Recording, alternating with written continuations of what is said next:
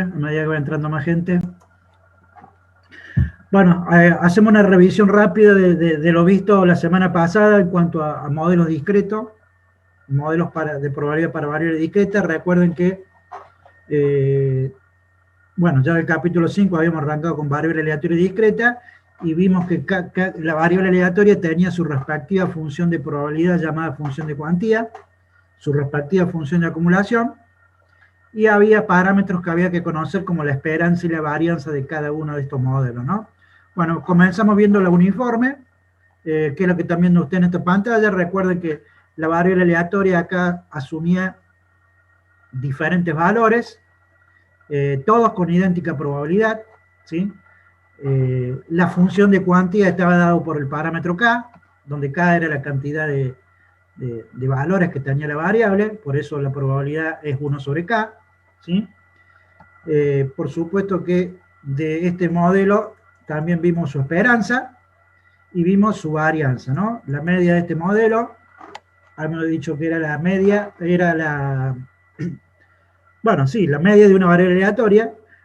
Como toda media o como todo promedio, seguramente sumando los valores de la variable, en este caso valores posibles de la variable, y dividíamos por k para obtener ese valor medio llamado esperanza, ¿no? Para la varianza lo que hacíamos era sumar desviaciones al cuadrado entre los diferentes valores posibles de la variable x y su esperanza, o su media, ¿no?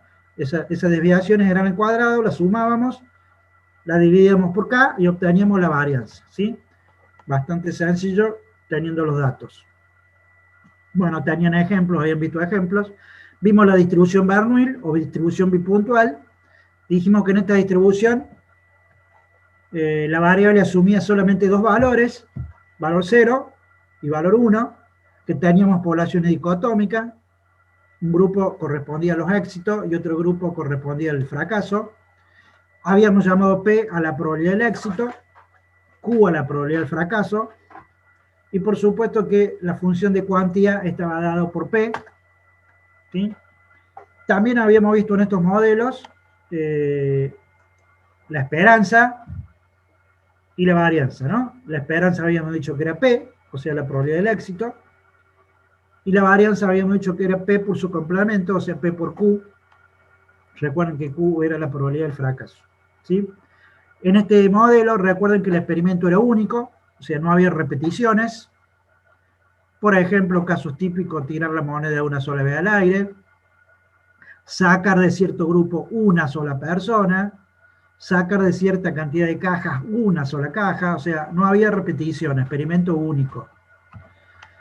Luego pasamos a ver seguramente otro modelo llamado binomial, donde se cumplían similares características, eso de población dicotómica, variable discreta, pero acá aparecían las repeticiones, o sea, aparecía la cantidad de ensayos independientes, el P permanecía constante, y ya el experimento no era único, aparecían repeticiones, este modelo asociado al muestreo con reposición, ¿sí?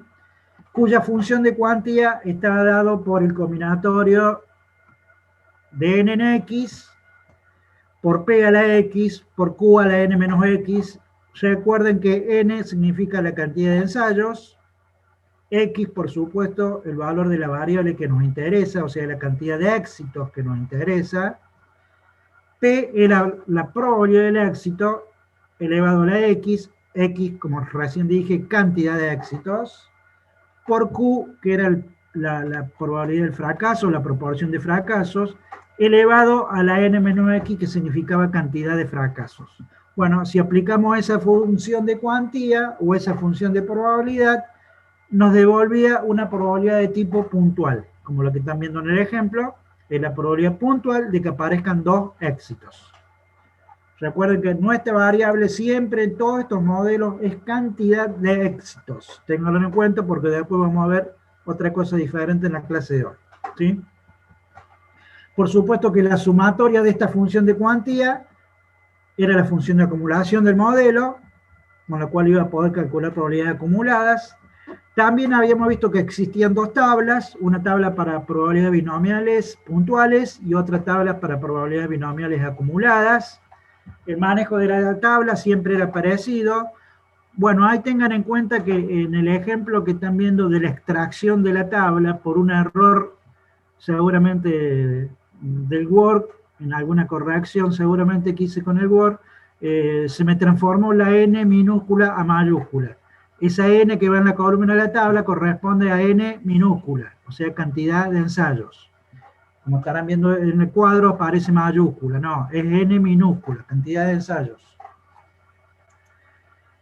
Por supuesto que aparecen los diferentes valores de X y las diferentes P, las diferentes probabilidades o proporciones de éxito. ¿Sí? En la tabla de ustedes estaba limitado hasta P050. Bueno, si no había forma de seguir trabajando, trabajamos con Q y se puede resolver también por tabla. Recuerden que la función de cuantía no tiene limitación y pueden trabajar con cualquier P o con cualquier Q o con cualquier N. ¿Sí? Vimos también en este modelo cómo se obtenía la esperanza y la varianza.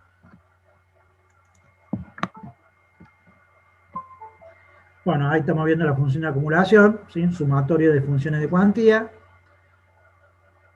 Vimos que la esperanza cumplía la siguiente relación, N por P.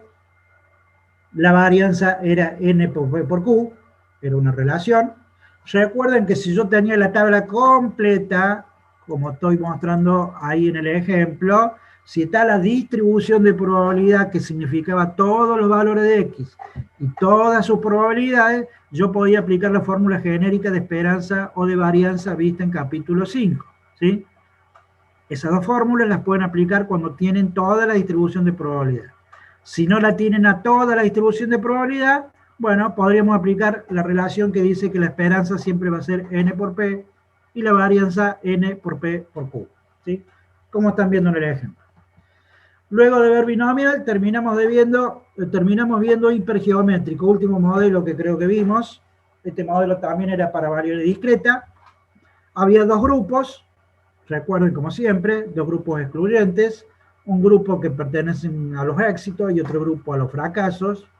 Bueno, este modelo estaba muy asociado al muestreo sin reposición, por lo tanto trabajábamos con dependencia, pero también hay una reglita a tener en cuenta, que es el último puntito que tienen allí ustedes en las viñetas, que dice que en el caso que el tamaño de la muestra represente más de un 5% respecto del tamaño de la población, también es aplicable este modelo hipergeométrico.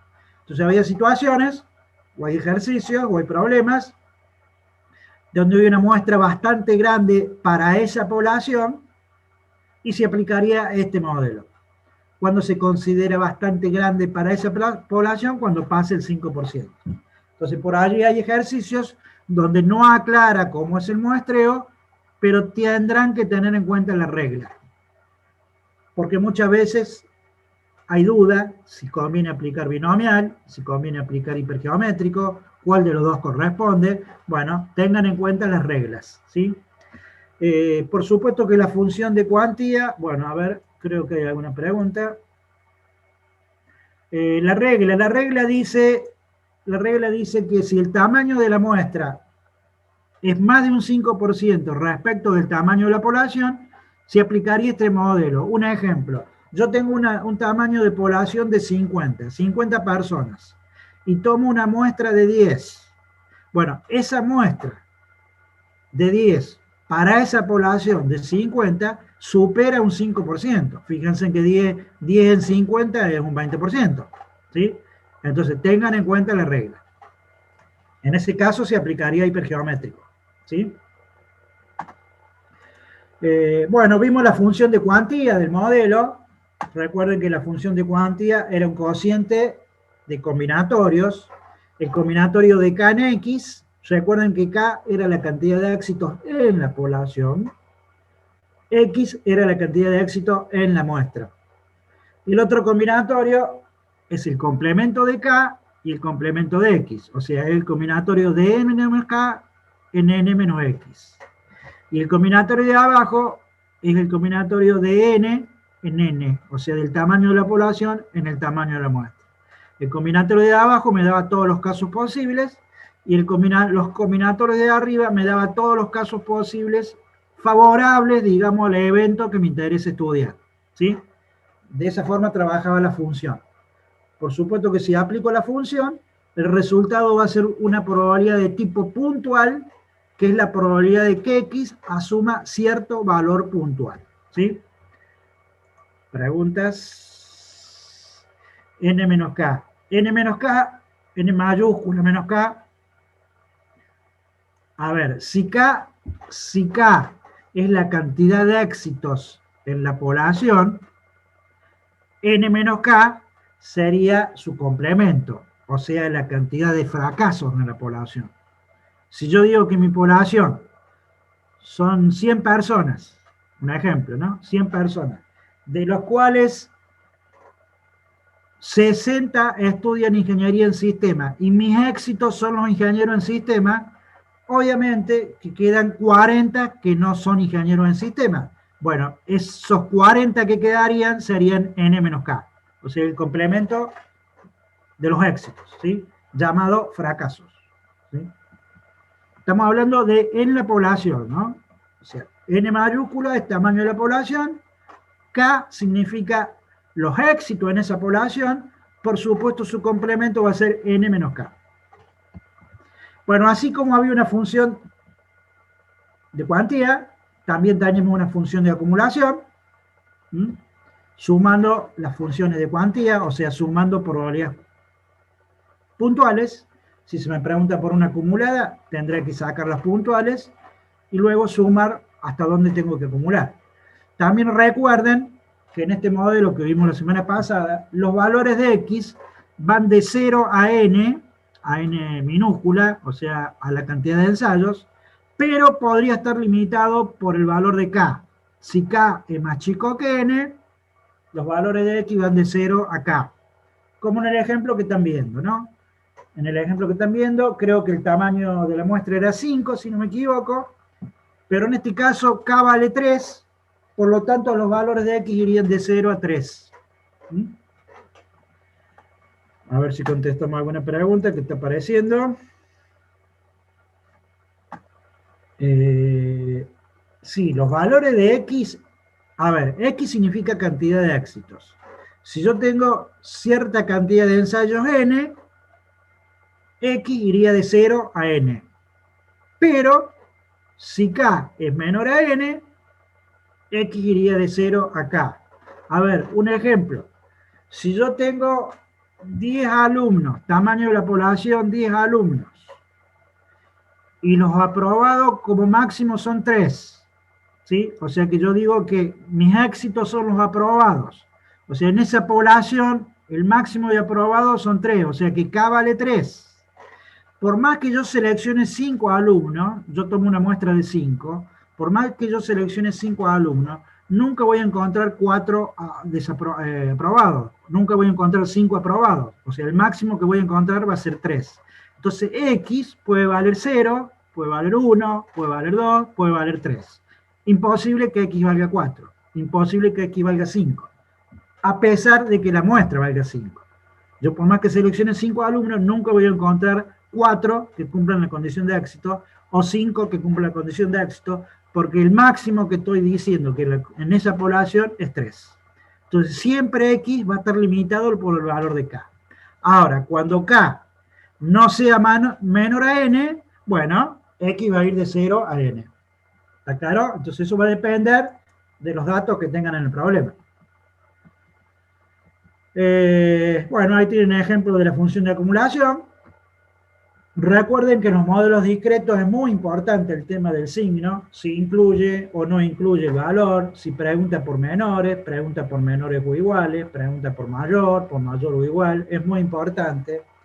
También dijimos que existe una tabla hipergeométrica para valores puntuales y en la misma tabla tienen una columna para valores acumulados, pero también esa tabla tenía cierta limitación porque trabajaba con tamaños de población menores a 15 o hasta 15 creo. Entonces si en el problema tienen un tamaño de población mayor a 15 no podrían usar la tabla, por lo tanto acostúmbrense a usar la función de cuantía y trabajar con los combinatorios, ¿sí? Obviamente que por software lo hacen directamente con la aplicación. En este modelo también la esperanza dijimos que era n por p, siendo p la cantidad de éxitos en la población. Recuerden que p es k sobre n, k sobre el tamaño de la población. Y la varianza también era n por p por q, como en binomial, pero acá le agregamos un factor de corrección n menos n sobre n menos 1.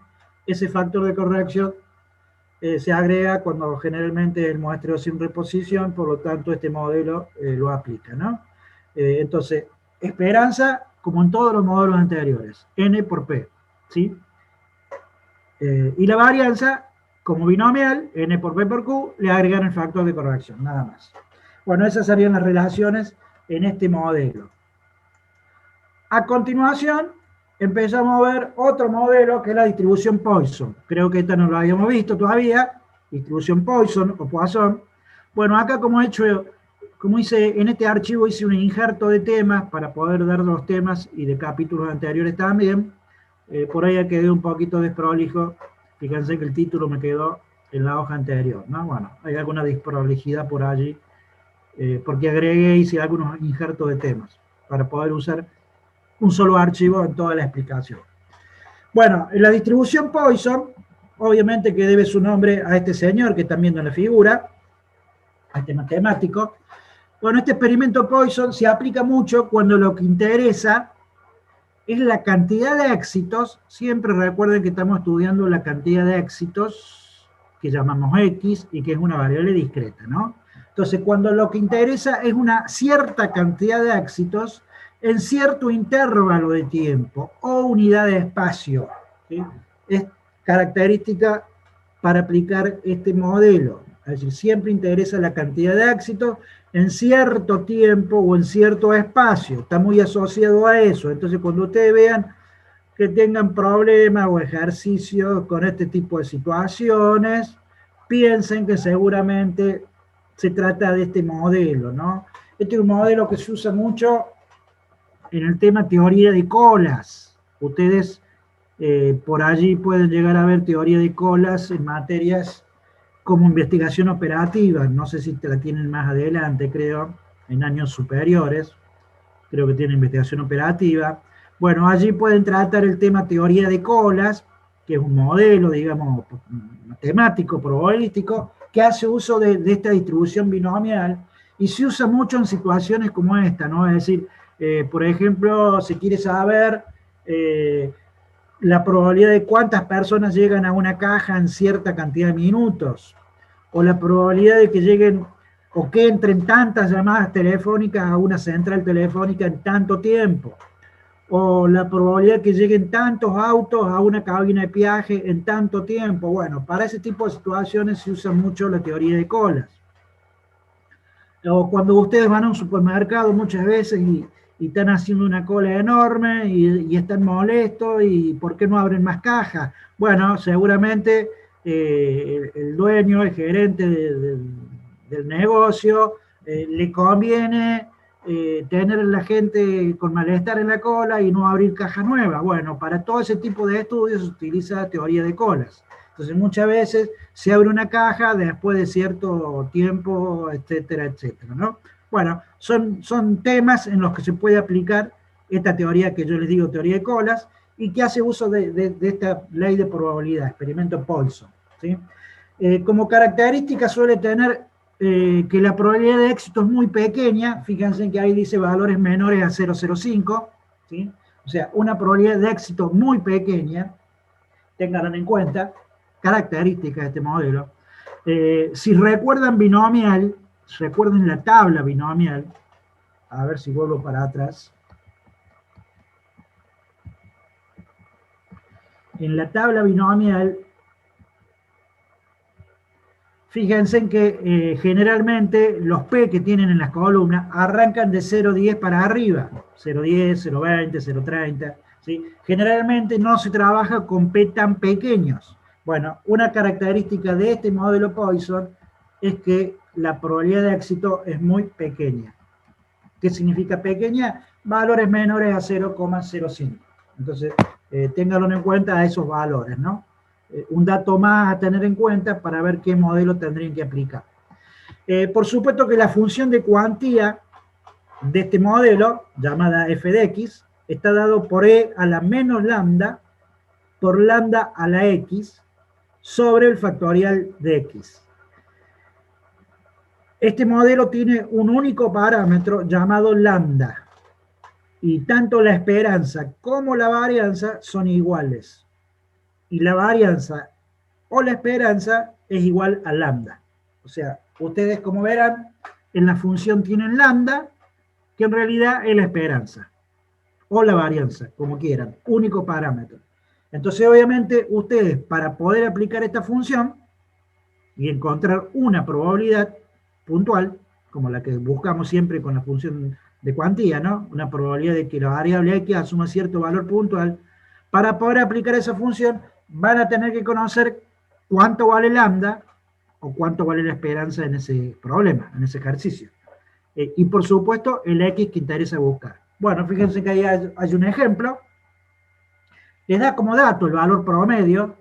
Recuerden que cuando yo hablo de promedio estoy hablando de una esperanza, por lo tanto el ejemplo ya le da la esperanza. Dice, el número promedio de camiones que llega cada día a cierto centro de almacenamiento es 10, o sea, ya me da como dato que el promedio es 10, y se quiere averiguar cuál es la probabilidad de que el próximo día lleguen 5 camiones, o sea, cuál es la probabilidad de que X puntualmente valga 5, con un lambda igual a 10. Por supuesto, reemplazo en la función, lambda es 10, el X que me interesa, o la cantidad de éxitos que me interesa es 5, reemplazamos en la función y obtenemos la probabilidad, que en este caso sería 0,0378. Entonces, la función de cada modelo, recuerden que tienen que conocerla, tienen que saberla y saberla utilizar. Por supuesto que también tiene una tabla de Poisson. Ustedes dentro de la tabla estadística tienen una tabla de este modelo, ¿no? Ya la vemos seguidita. A ver, hay preguntas. No sé, el dato 15, me preguntan por el dato 15 que figura, no le hace a la resolución del problema, ¿no? En el problema nos hace falta el promedio, lambda, y nos hace falta la cantidad de éxito. Puede haber ejercicios donde tengan más datos, que ustedes verán si hace falta o no hace falta.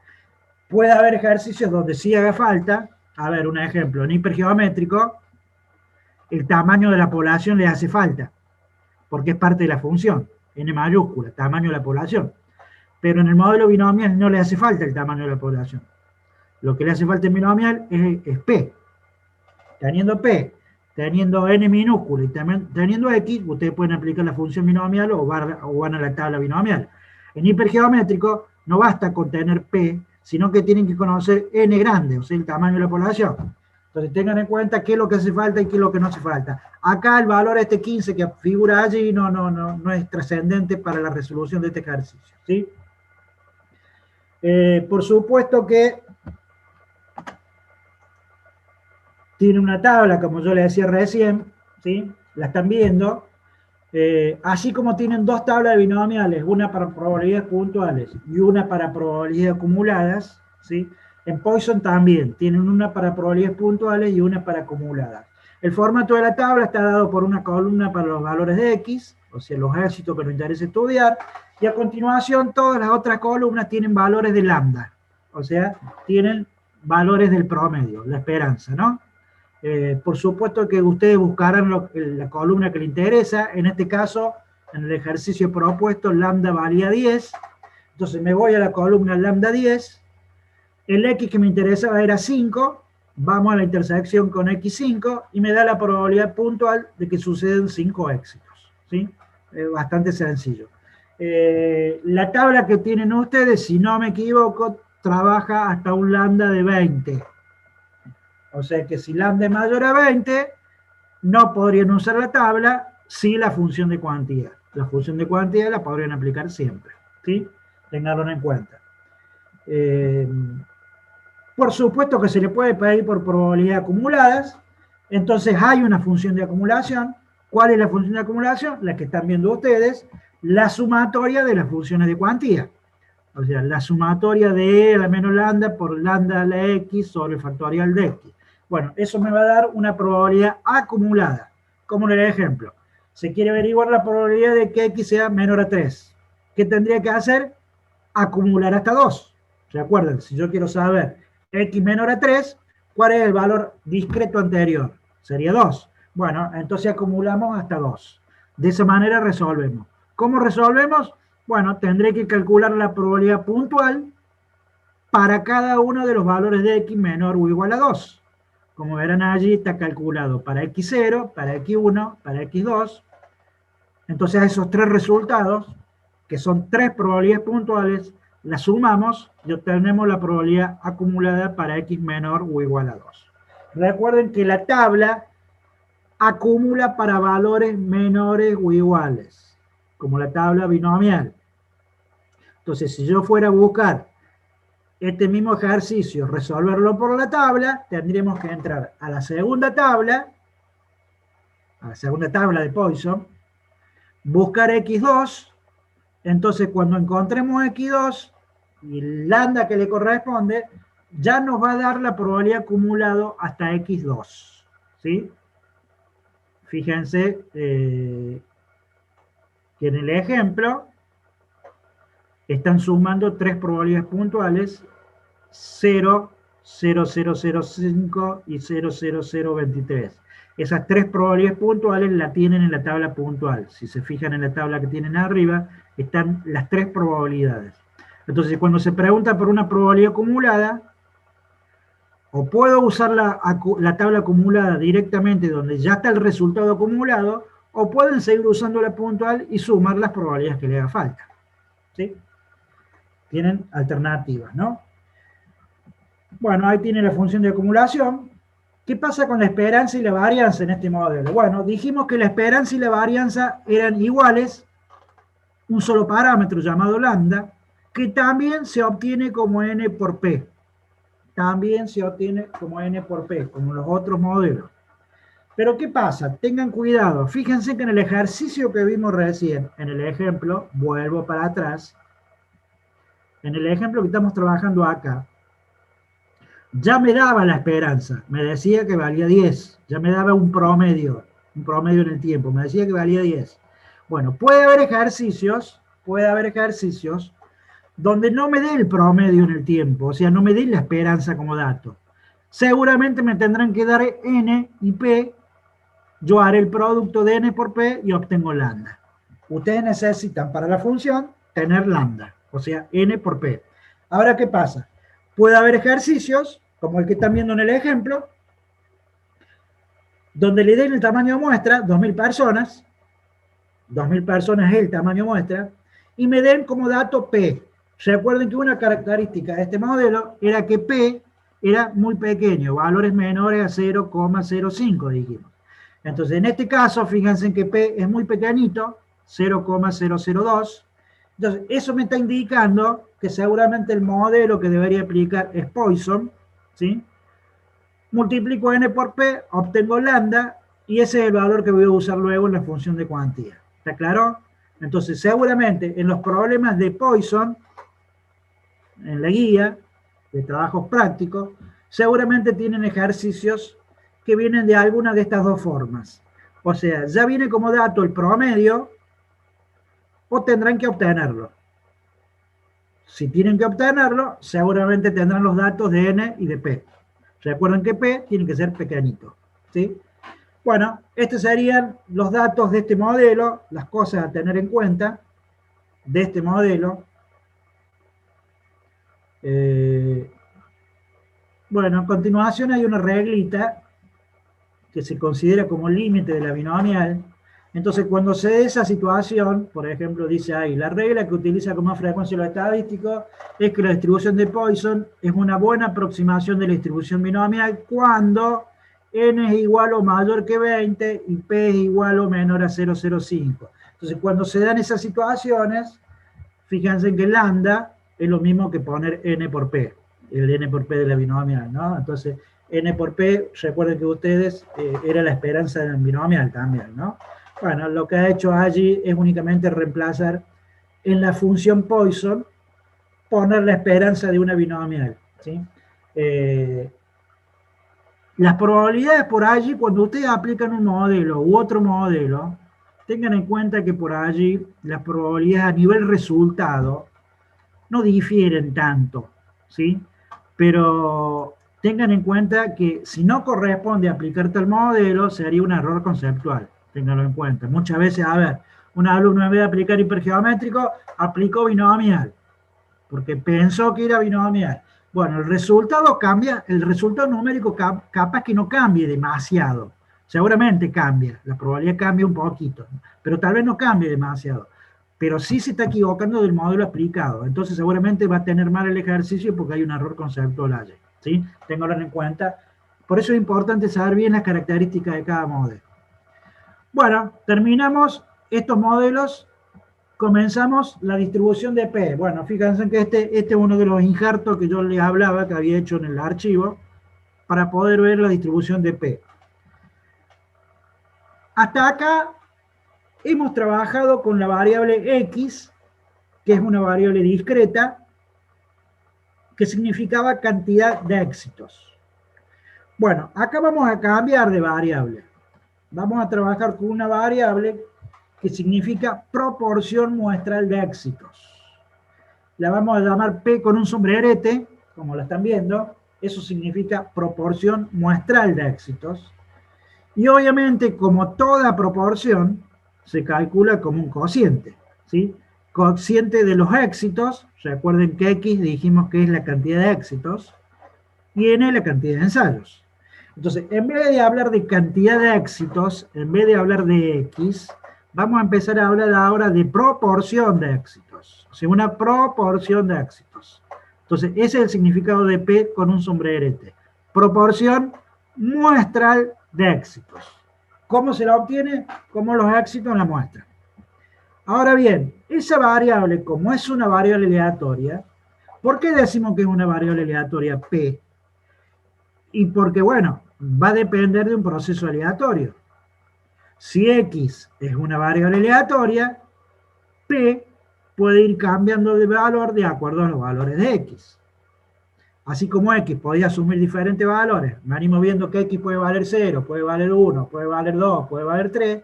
Bueno, P puede valer diferentes, puede tener diferentes valores posibles, y esos valores posibles ¿de qué van a depender?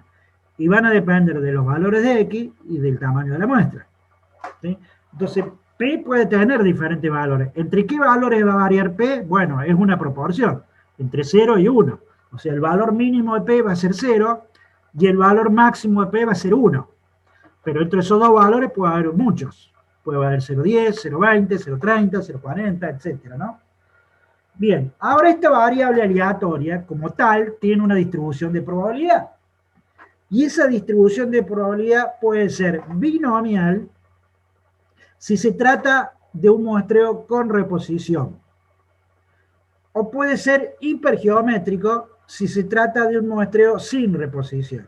O sea que esta variable P puede tener distribución binomial o distribución hipergeométrica. Entonces tendremos que ver ese tema ahora. Por supuesto que la esperanza de P, la esperanza de esta variable, va a ser igual a P, no importa el muestreo. Fíjense en que sea aplicado por binomial o sea aplicado por hipergeométrico, la esperanza de P va a ser igual a P, ¿sí? Como estarán viendo en la relación. ¿Qué es lo que cambia? Cambia la varianza. La varianza de P va a ser P por Q sobre N, en el caso de muestreo con reposición, y va a ser P por Q sobre N por el factor de corrección N menos N sobre N menos 1, en el caso que el muestreo sea sin reposición, ¿sí? Entonces tengan en cuenta estas relaciones porque se cumplen según cómo sea el muestreo, con reposición o sin reposición.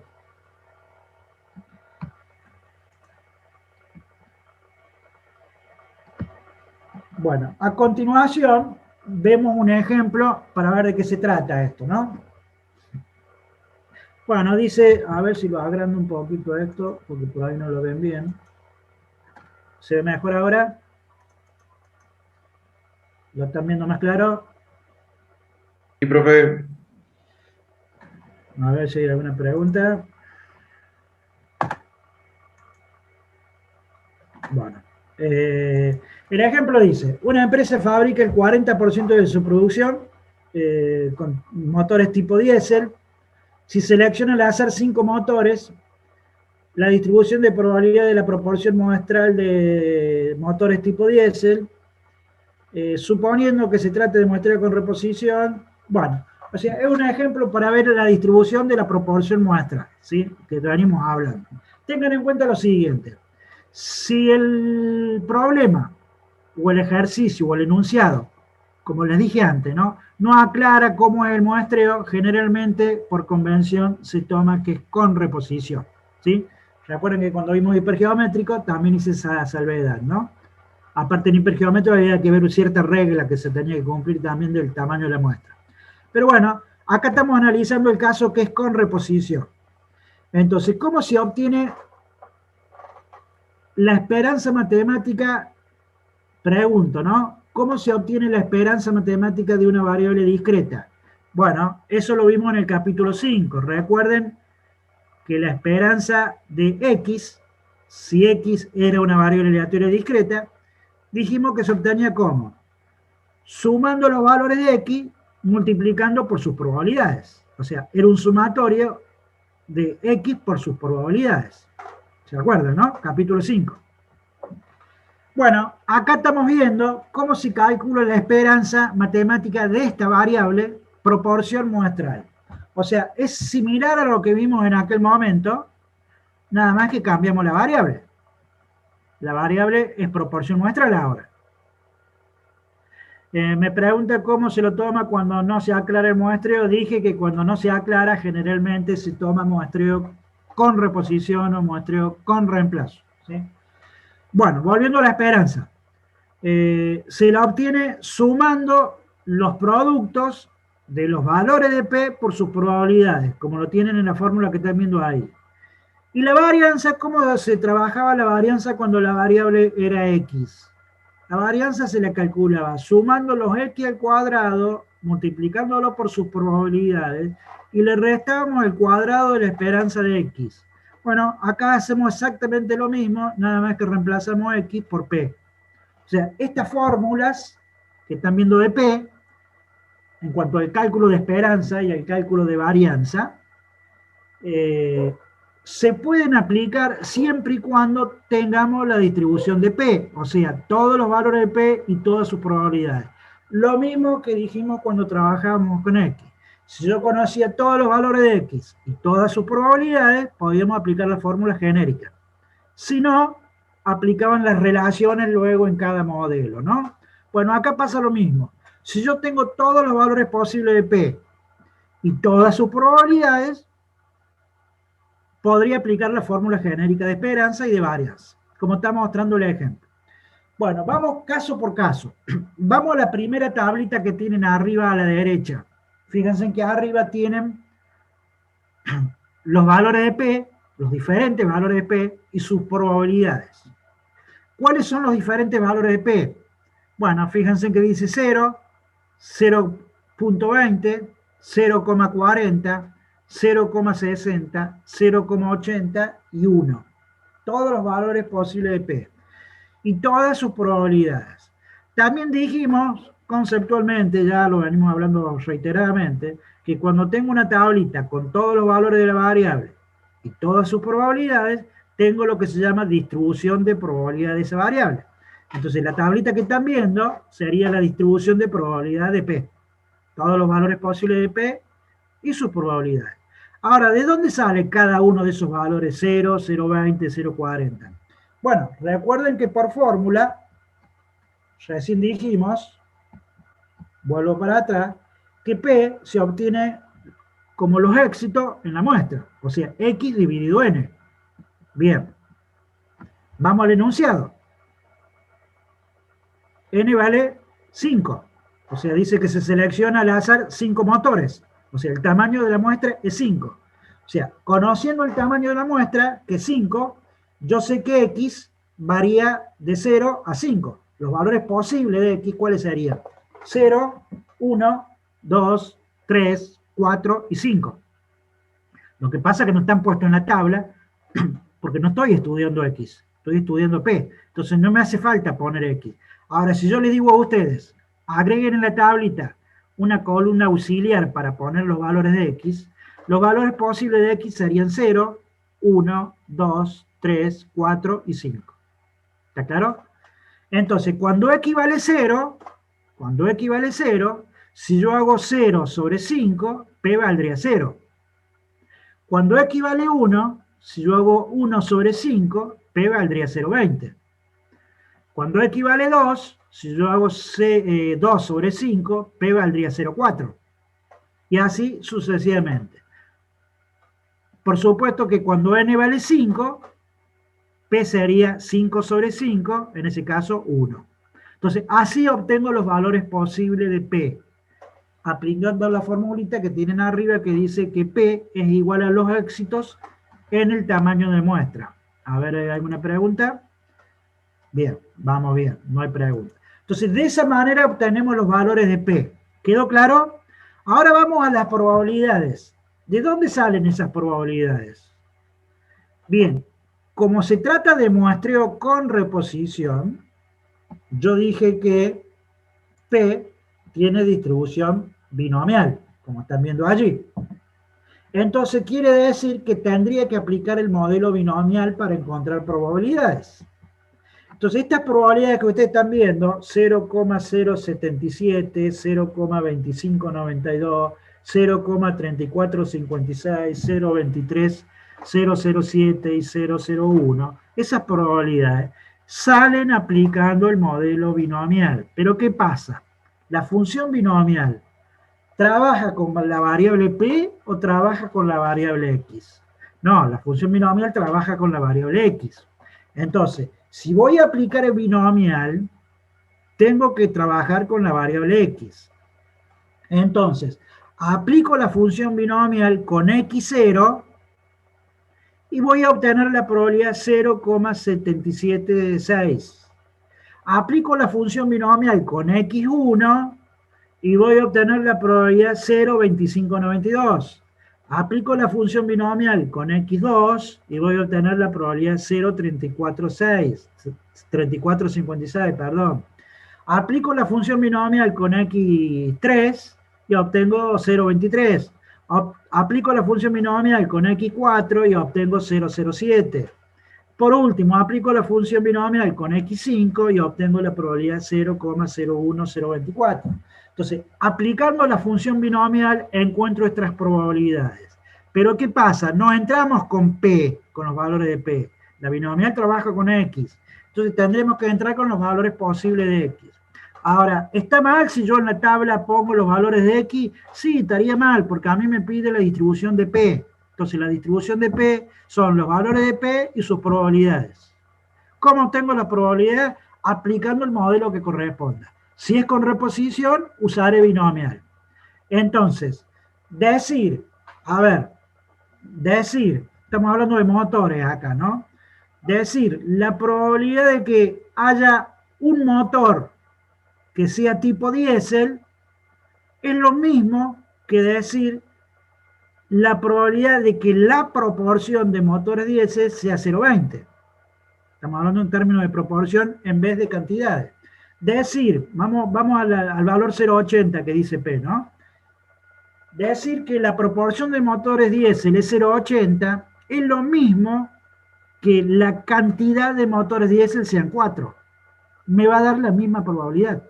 O sea, a nivel probabilidad voy a obtener lo mismo. Lo que estoy cambiando es la variable, el significado. Entonces, en vez de hablar en términos de cantidades de éxitos, estamos hablando en términos de proporciones de éxitos. Yo le podría decir a ustedes, a ver, calculen la probabilidad de que la proporción valga 0,60. Le estoy pidiendo, calculen la probabilidad de que la proporción valga 0,60. Entonces, ¿qué van a hacer ustedes? Van a aplicar binomial y van a trabajar con X igual a 3.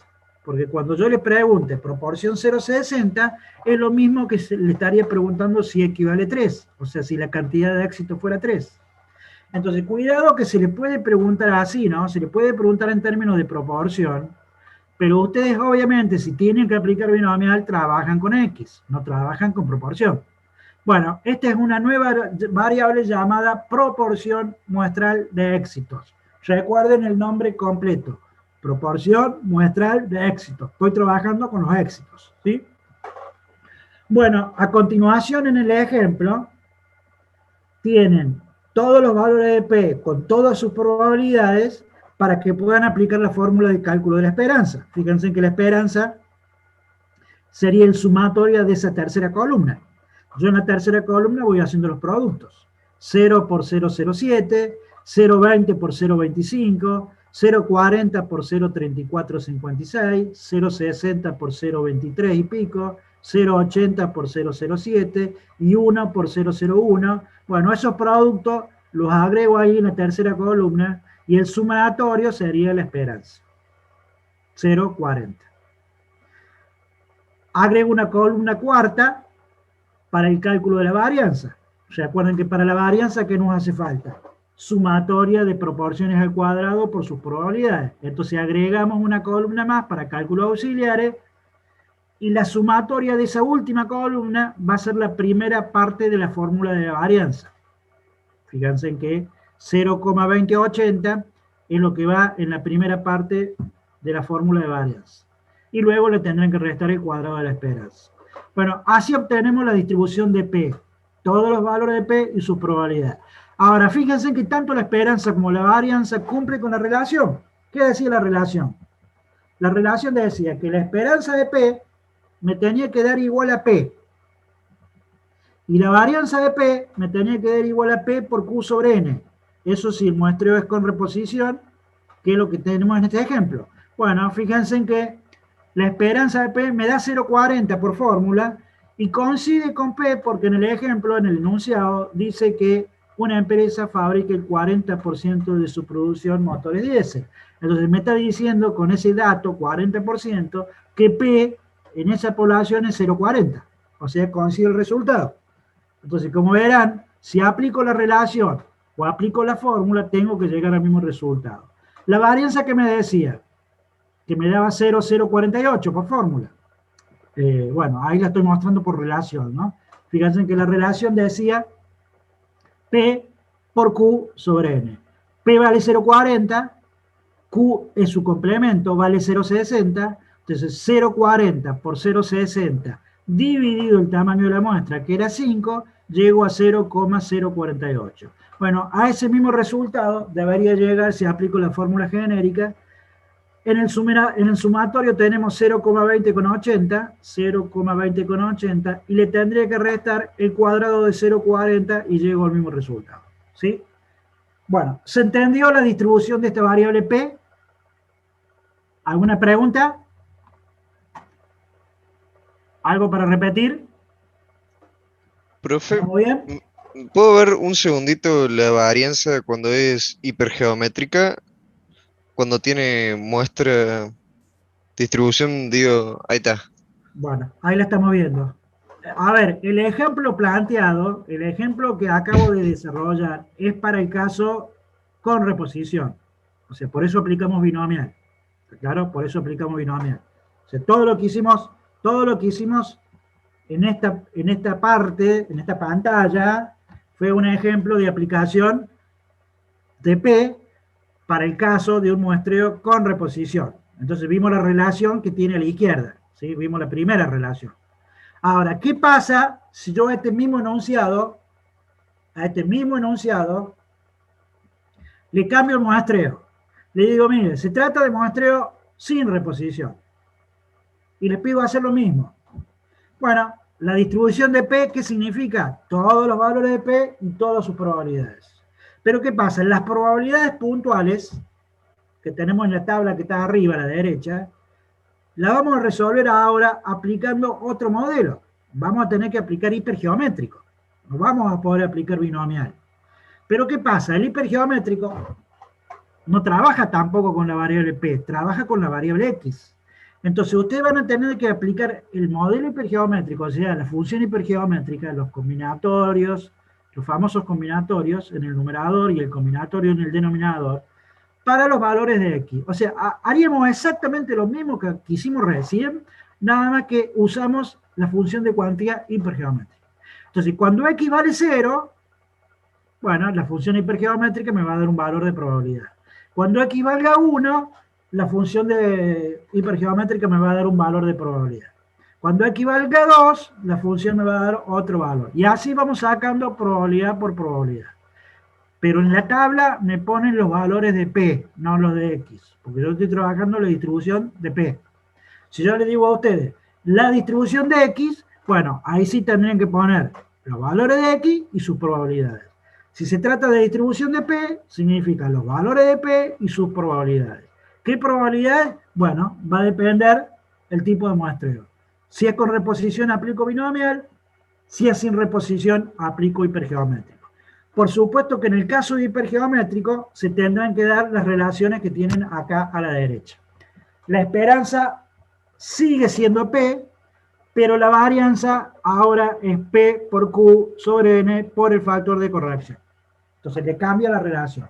Bueno, yo no hice una diapositiva ahí con un ejemplo de hipergeométrico. Lo que le estoy diciendo es que si fuera ese caso, bueno, va a cambiar la columna de probabilidades de P, o sea, en la tabla de abajo, en la segunda tabla que están viendo, la segunda columna, esas probabilidades la deberían calcular aplicando la función hipergeométrica. Y a la función hipergeométrica no van a entrar con P, sino van a entrar con X.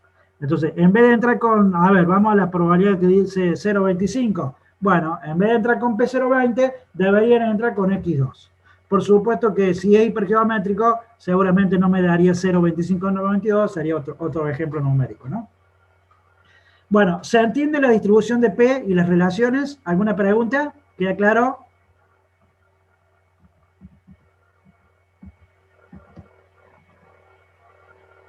¿Vamos bien? Sí, profe. ¿Me están escuchando, no? Sí, sí. Bueno, hasta acá llegaríamos con la unidad 6. Entonces recuerden, unidad 5, variable aleatoria discreta. Vimos la primera parte de la 5, variable aleatoria discreta. Saltamos al capítulo 6, todos los modelos discretos que acabamos de ver.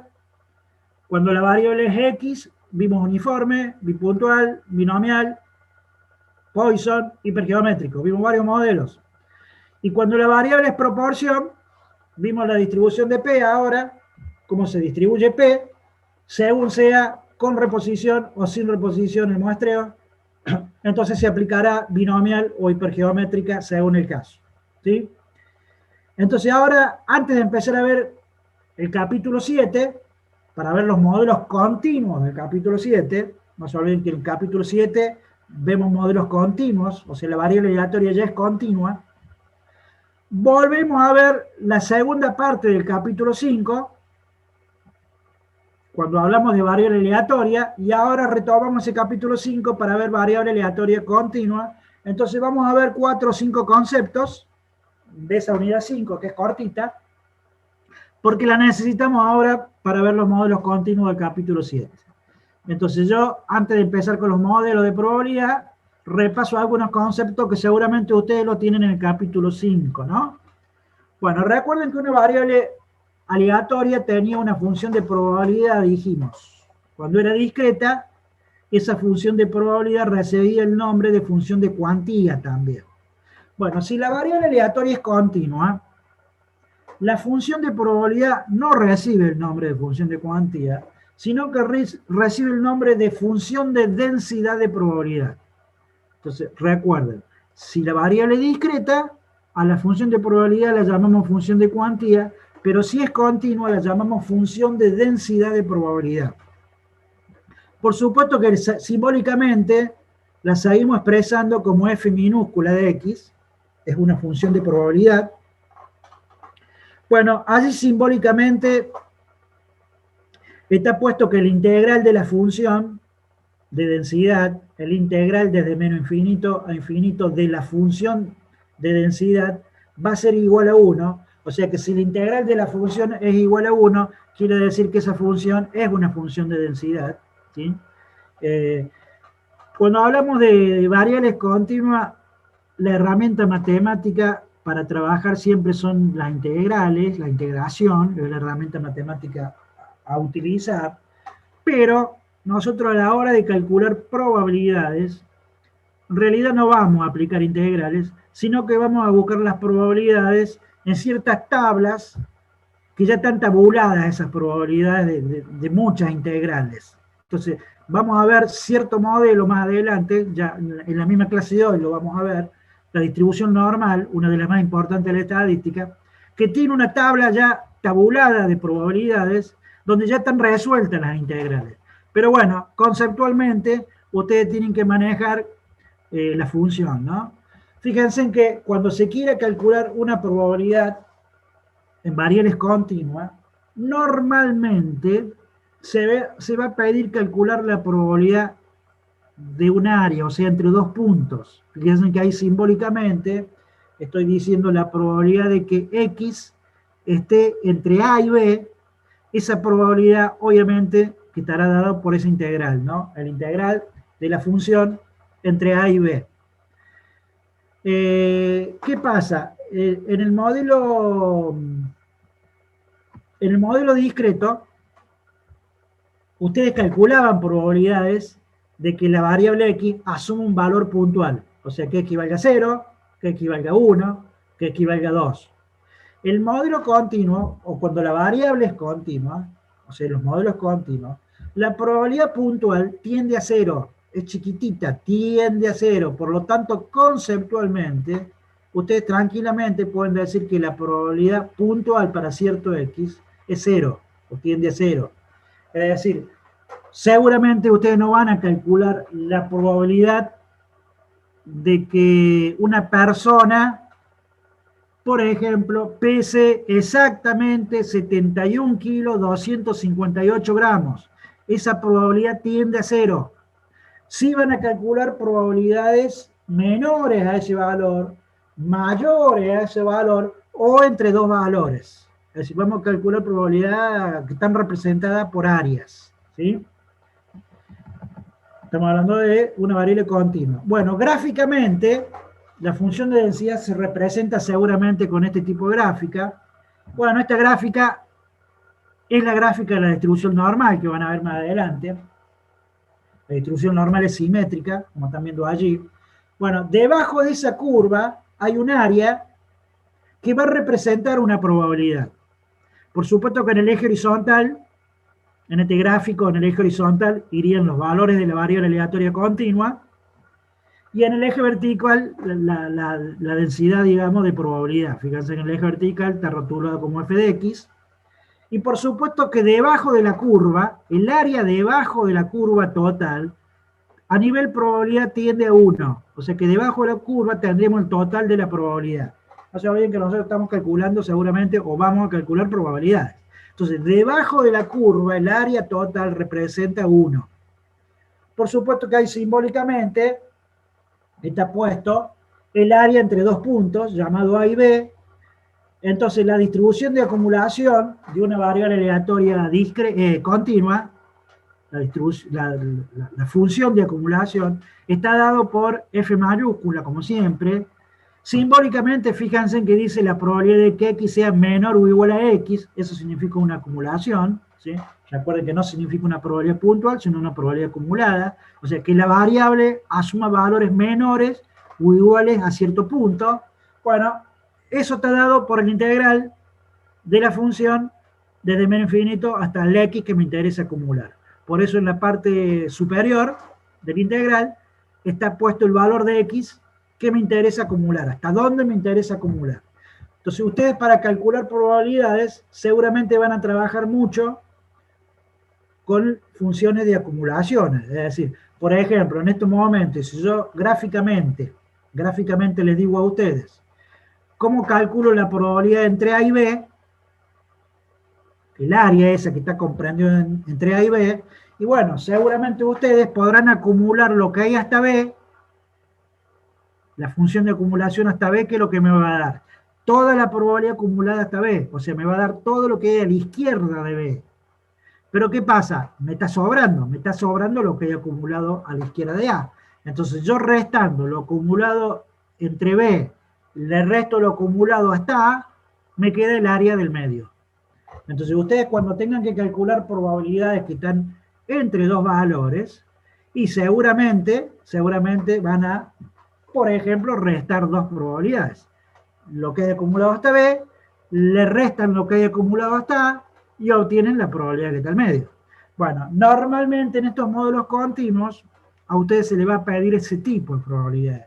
Por ejemplo, probabilidad de que X sea menor a, probabilidad de que X sea mayor a, probabilidad de que X sea menor a B, probabilidad de que X sea mayor a B, probabilidad de que X esté entre A y B, probabilidad de ese tipo. O sea, probabilidad de tipo puntual tienden a 0.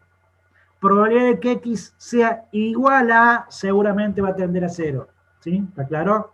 Bueno, fíjense que ahí les planteo un ejemplo numérico. Si yo quiero encontrar la probabilidad de que una persona pese entre 70 y 80, bueno, seguramente pasará lo que acabo de decir recién, ¿no? Deberían aplicar el método de integración, pero nosotros a continuación vamos a ver modelos donde las probabilidades las encontramos con tablas y no aplicando el método de integración.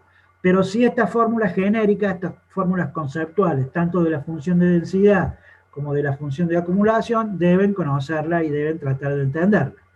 Bueno, como toda variable aleatoria, dijimos que tiene una esperanza. La esperanza de una variable discreta, ¿cómo era?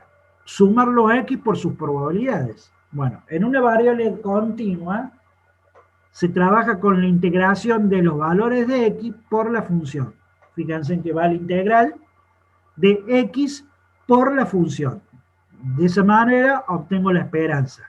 Bueno, ahí planteo un ejemplo ya resuelto, ¿no?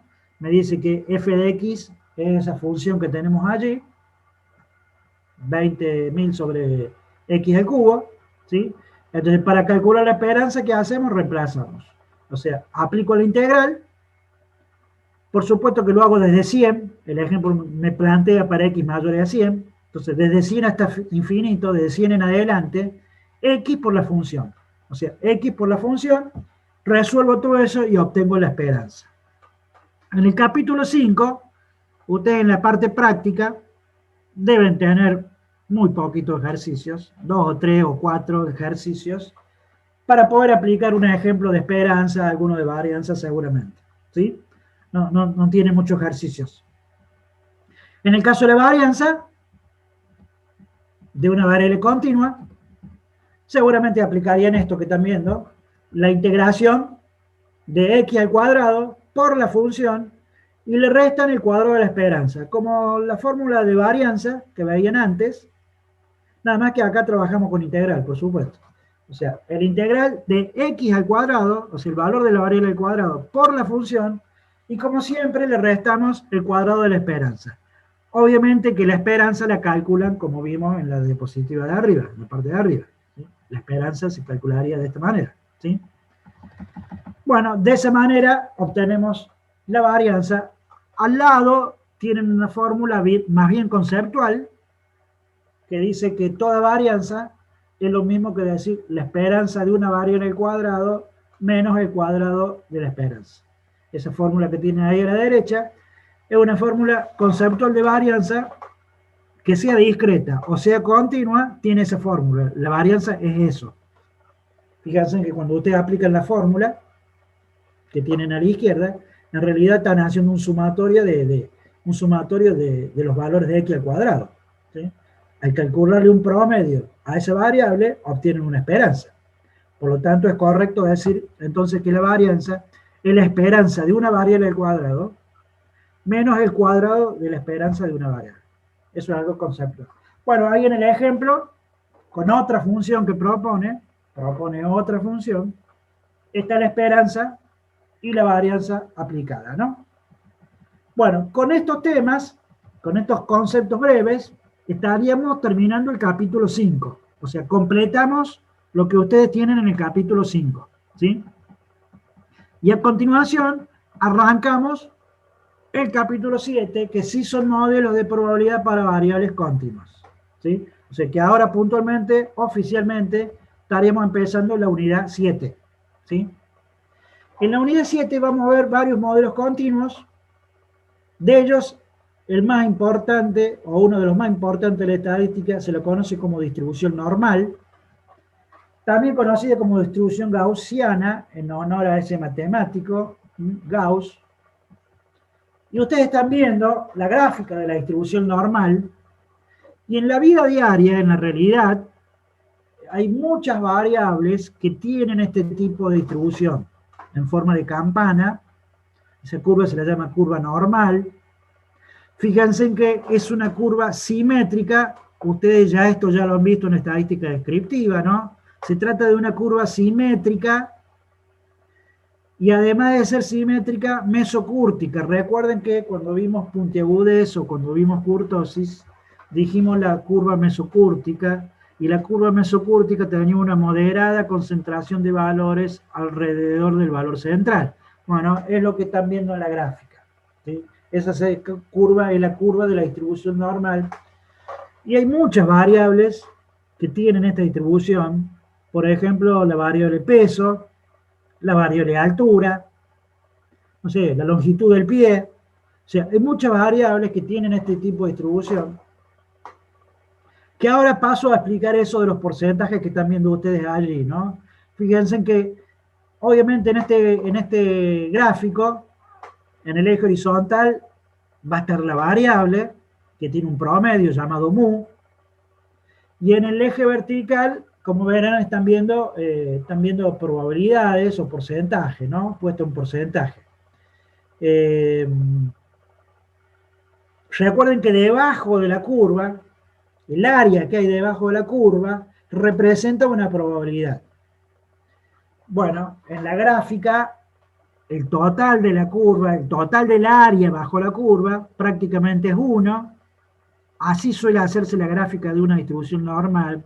Pero tengan la precaución de cuando hagan una gráfica de normal, que tiene esa forma, ¿no? Es decir, la curva va descendiendo, digamos, se va alejando hacia los extremos, o sea, la línea se va alejando hacia los extremos, va bajando, pero sin llegar a tocar el eje horizontal. O sea, traten de que no corte en el eje horizontal, sino que se vaya alejando cada vez más, y bueno, eso indica de que la probabilidad hacia los extremos cada vez más pequeñita, ¿sí? Pero no hagan que corten el eje. Es una convención, digamos, simbólica de la distribución, ¿no?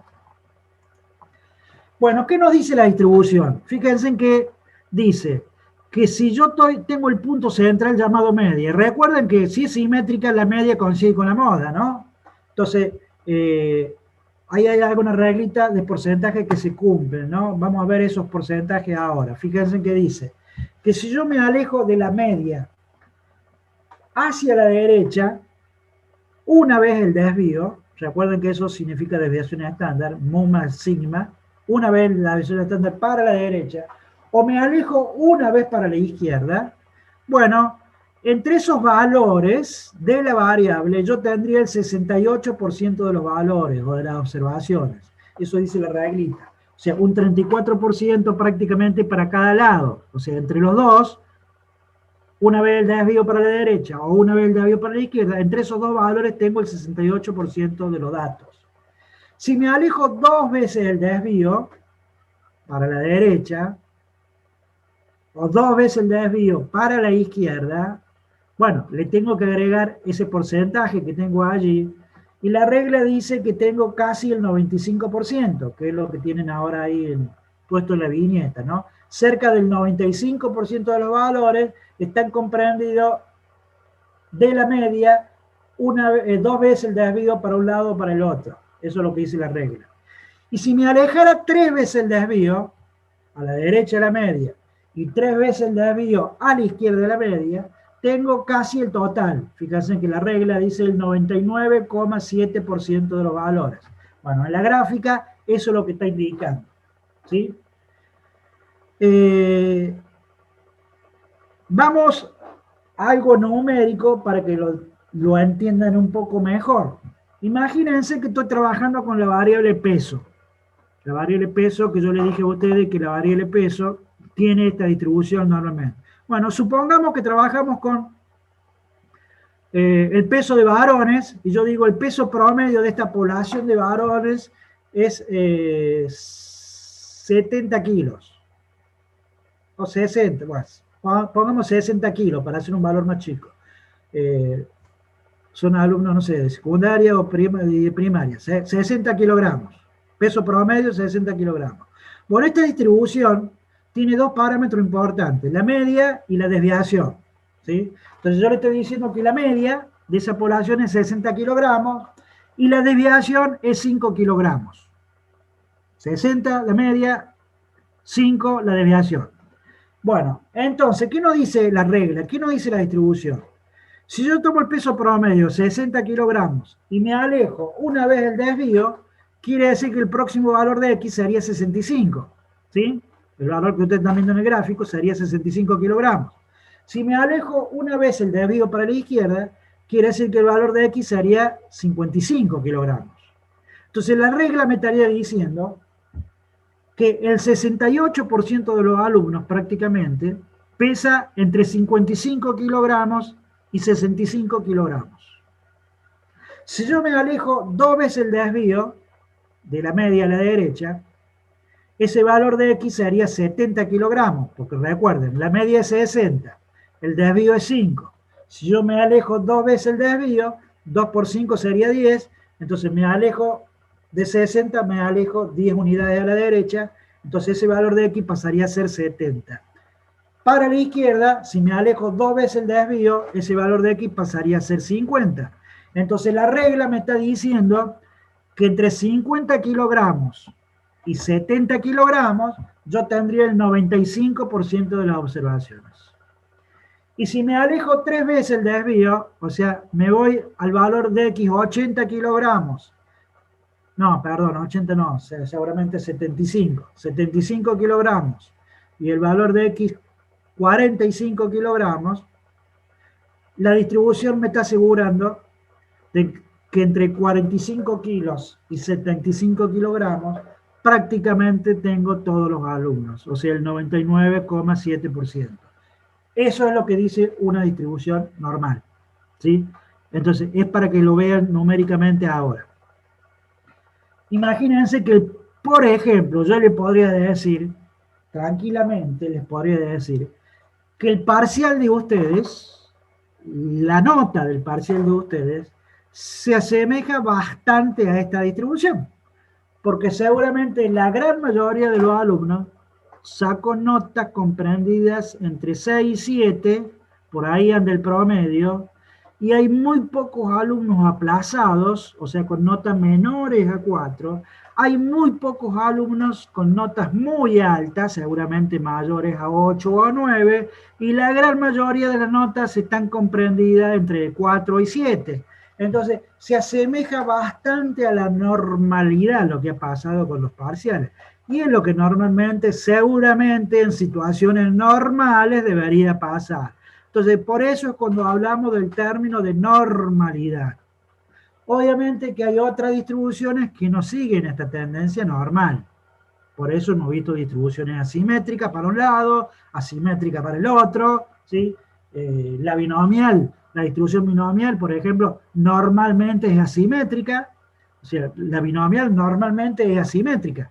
¿Cuándo es simétrica? Cuando P vale lo mismo que Q. Cuando P vale 0,50 y Q vale 0,50, la distribución binomial se hace simétrica. Pero si no, normalmente tiene cierta simetría. El caso de los salarios, por ejemplo. En una empresa, la mayoría de los salarios son muy bajos. Entonces hay cierta simetría para un lado. Bueno, tengan en cuenta que eso que ustedes están viendo gráficamente y cuando ustedes escuchan hablar el término de normalidad, a eso se refiere la normalidad, ¿no? Aunque seguramente hay una gran cantidad de datos concentrados alrededor del promedio y hacia los extremos las probabilidades son seguramente similares.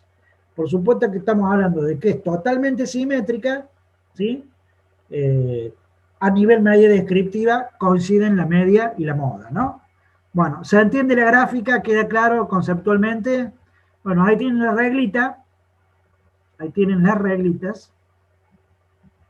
Bueno, como toda variable continua, tiene una función de densidad que es un poco compleja. Por allí le va a costar acordarse de la función momentáneamente. Pero bueno, no se olviden que no vamos a calcular la probabilidad aplicando estas funciones. Las probabilidades las vamos a sacar de una tabla. Hoy vamos a ver hasta la parte de distribución normal. Seguramente ya la clase que viene vamos a ver otro modelo, pero bueno, no me adelanto a eso. En la función de densidad de este modelo está dado por esa función compleja que tienen allí, que es 1 sobre la raíz cuadrada de 2 por pi. Recuerden que pi era 3,14, ¿no? Fíjense en que va el valor de la desviación. Recuerden que la desviación era un parámetro de esta distribución. Eso va multiplicado por e a la menos 1 sobre 2, multiplicado por el cuadrado de una diferencia que hay entre el valor de x menos mu sobre el desvío. Bueno, lo que va entre corchete, x menos mu sobre sigma, ténganlo bien en cuenta, porque en el próximo modelo vamos a utilizar mucho eso para lograr cambiar de variable y poder buscar la probabilidad, ¿sí? Repito, la función de densidad deben conocerla, pero no la van a aplicar. A la hora del cálculo no la van a aplicar, ¿sí? Esa sería la función de densidad en este modelo normal, donde la variable aleatoria es x, es una variable continua, que tiene una media mu y una varianza. Por supuesto que cuando yo digo varianza, obviamente que se conoce la desviación, sería la raíz cuadrada. En la función en realidad interesa la desviación estándar. Pero bueno, esa sería la función. Ahí tienen algunas características que tiene la curva normal. Obviamente, fíjense que lo que vimos recién gráficamente, ¿no? La moda es el punto sobre el eje horizontal donde la curva es un máximo, o sea, supone que la moda es igual a la media, ¿sí? La curva es simétrica, ¿sí? Alrededor de la media. Tiene un punto de inflexión. Fíjense que nosotros en la gráfica recién siempre fuimos viendo la media más menos cierto desvío, la media más menos un desvío, más menos dos desvíos, tanto para la izquierda como para la derecha. Lo que les decía antes, la curva se aproxima al eje horizontal conforme nos alejamos de la media, o sea, la curva va bajando y se va acercando al eje horizontal, sin tocarlo, se va acercando. Y lo que representa la curva, ¿no? Debajo del área, debajo de la curva hay un área que representa una probabilidad que tiende a ser a 1, la probabilidad total, ¿sí? Bueno, por supuesto que se me escapó la pantalla. Allí tienen la función, recuerden lo que dijimos antes en el capítulo 5, ¿no? En el capítulo 5 dijimos que la probabilidad de que x estuviera entre dos puntos seguramente iba a ser la integración de la función. La integración de la función. Bueno, acá está puesta cuál es la función, ¿no? La función normal.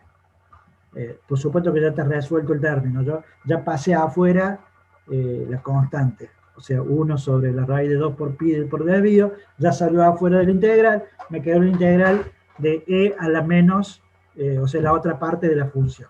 Bueno, esa sería la función de densidad de esta distribución aplicado a lo conceptual que vimos en el capítulo 5. ¿Sí? ¿Qué pasa? Nosotros estamos trabajando con una variable llamada x,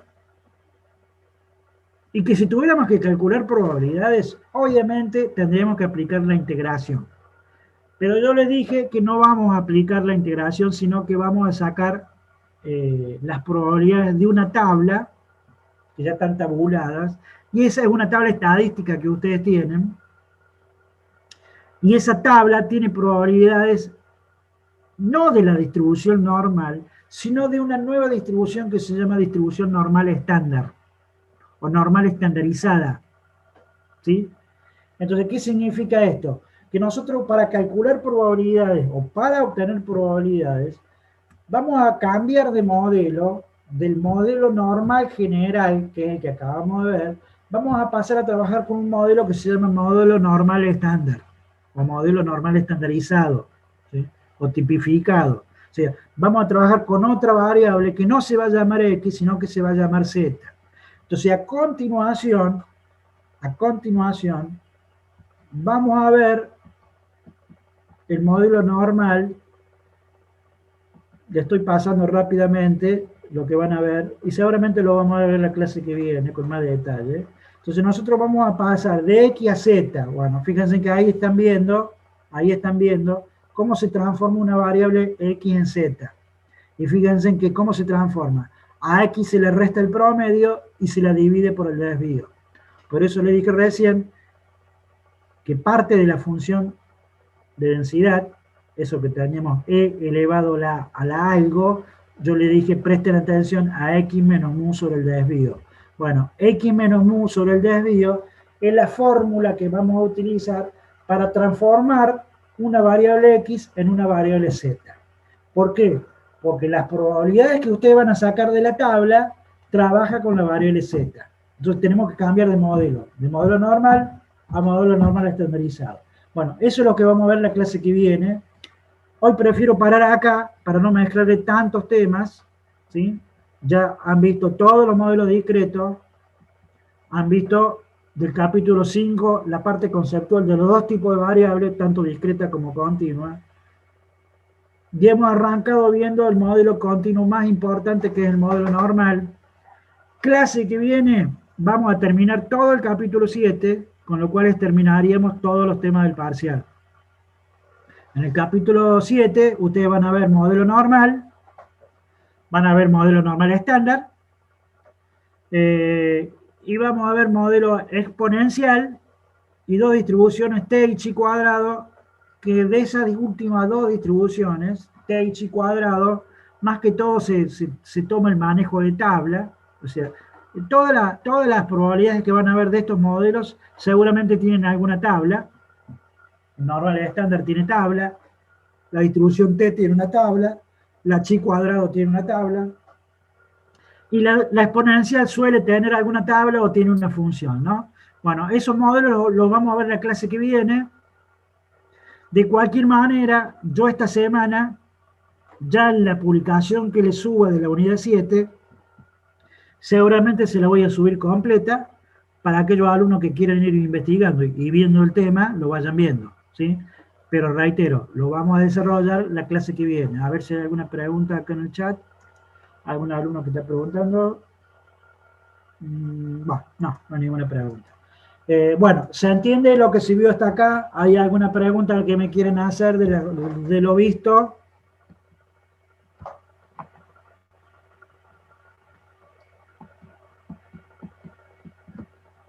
Escucho preguntas, leo el chat.